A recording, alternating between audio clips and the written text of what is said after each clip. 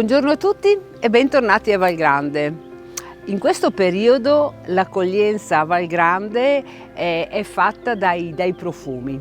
Sì, perché all'entrata del nostro agriturismo gli ospiti sono accolti dal profumo avvolgente del gelsomino, però camminando o spostandosi di qualche metro ci sono altri profumi come questo che è abbinato alla vaniglia che tutti conosciamo, ma camminando ancora ed entrando e avvicinandosi all'entrata e alla sala ristorazione, i nostri ospiti sono accolti dai profumi della cucina.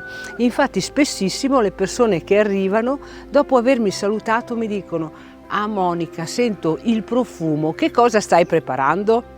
E questa è l'accoglienza all'interno del nostro agriturismo, che ci fa dire che i prodotti che noi portiamo in tavola, i nostri piatti, le nostre pietanze sono preparati rigorosamente da noi. In questo periodo infatti noi stiamo lavorando con la verdura e con la frutta di stagione. Infatti stiamo preparando il ragù, il nostro ragù di corte, che può assumere sfumature e profumi diversi a seconda delle erbe che possiamo mettere o possiamo togliere.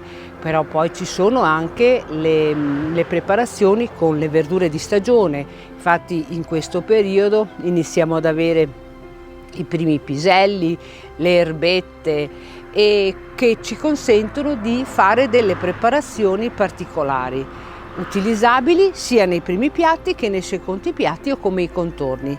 Se siete curiosi di essere qua dei nostri ospiti e di conoscere anche voi le sensazioni che derivano dai profumi della nostra cucina, io vi invito a venirci a trovare, e fatelo però sempre con la stessa modalità, quindi prenotando il vostro tavolo attraverso i contatti che troverete tra le pagine social o tra le pagine del nostro sito.